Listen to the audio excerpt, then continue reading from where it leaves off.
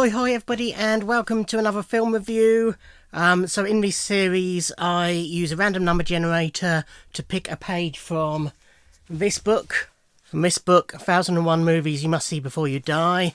Whichever page it selects, I pick the first film or only film that is on that page, get a copy of it if I don't already own it, watch it and review it. So this month it was number 381. And the only film on that page was Blake Edwards' Breakfast at Tiffany's from 1961. A film I didn't own. It was available on Amazon Prime. It wasn't on Netflix. To rent or buy. It wasn't a free film.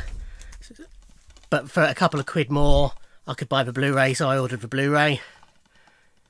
So that came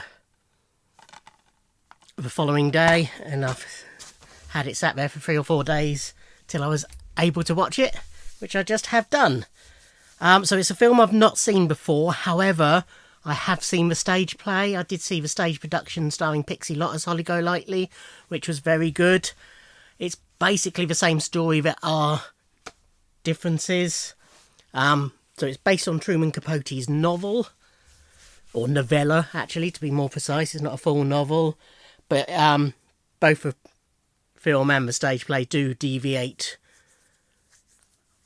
to quite a large extent from the novella. So yes, first of all, I shall go through the plot. I'll try and remain largely spoiler-free. It's not a hugely spoilerific film. So Audrey Hepburn plays Holly Golightly, who in the film is a lady who makes her way through living off the generosity of men. In the novella, she is very definitely, Truman Capote describes her as a New York geisha, but she's basically a prostitute in the novella, and in the stage play.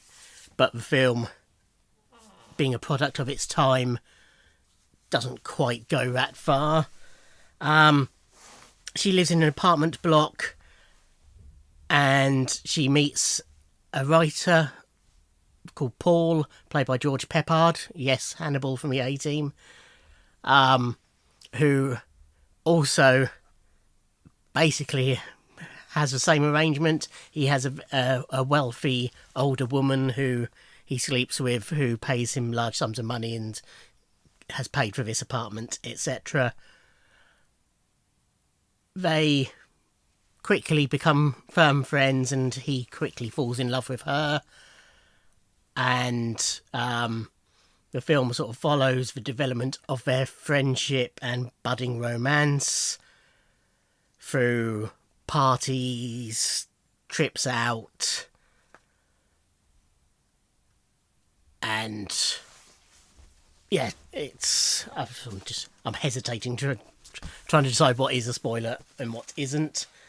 All throughout the film, Holly is trying to bag herself a wealthy man to marry and keep her in the manner to which she would like to become accustomed. Partway through the film, we meet her original husband.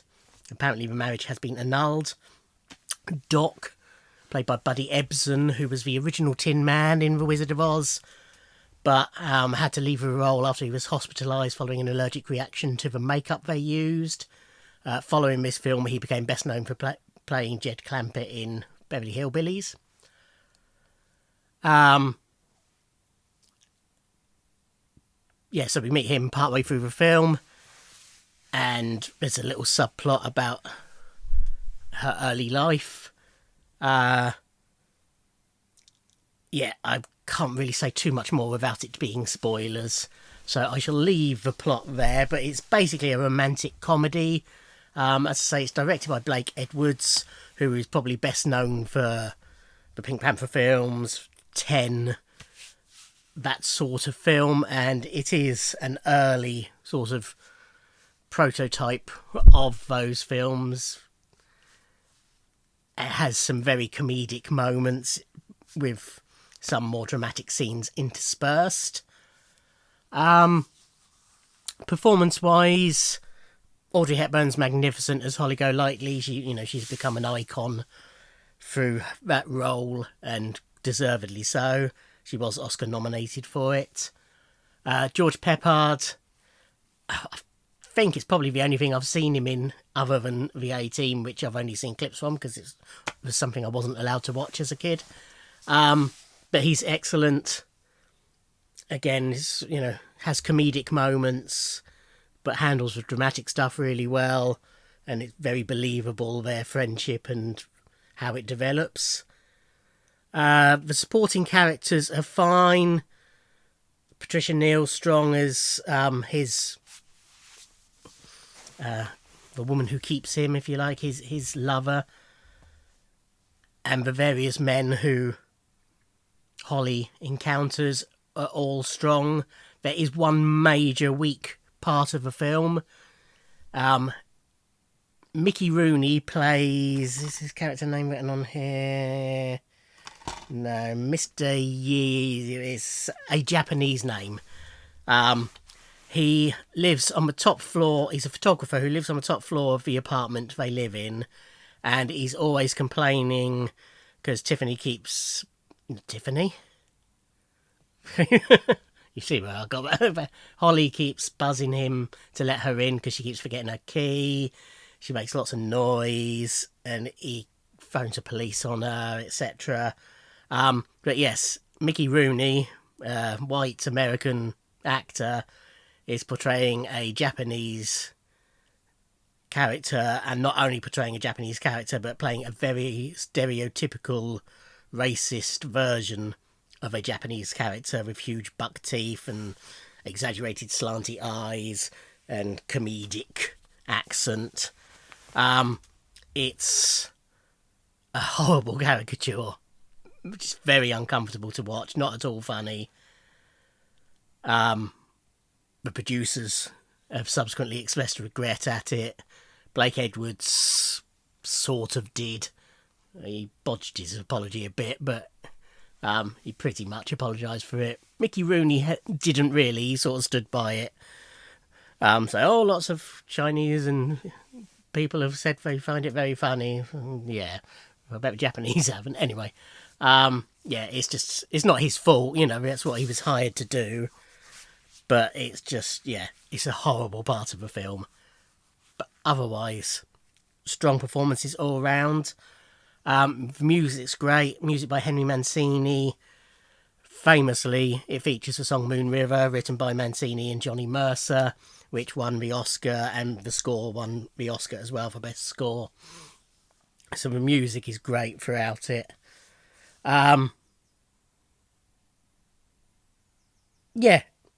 Enjoyed it a lot. It was a bit slow at times. I did drift off a couple of times, and having seen the play, so being aware of what her character should be, it was noticeable to me that it had been tamed down a bit.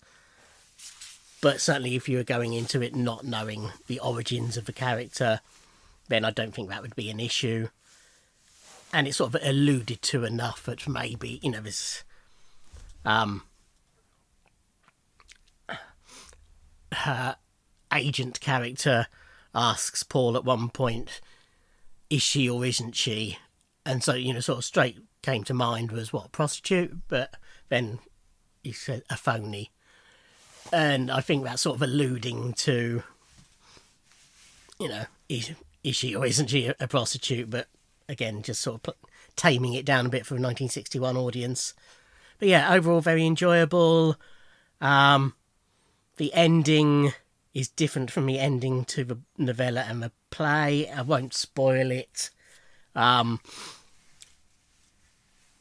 I probably prefer the original ending rather than the film ending, is all I would say. But yeah, overall, enjoyed it a lot.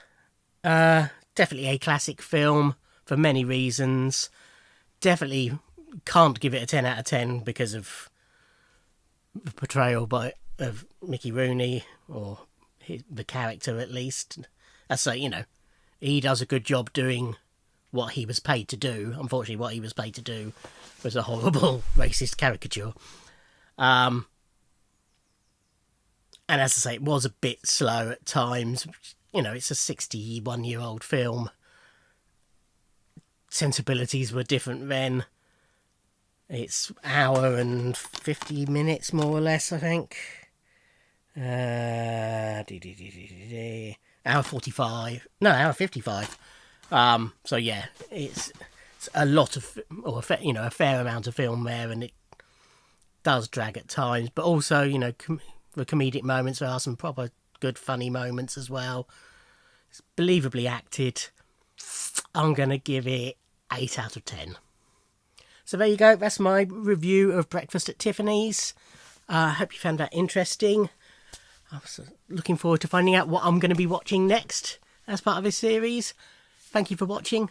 Like, comment and subscribe, and I'll see you in another video. Thanks. Bye.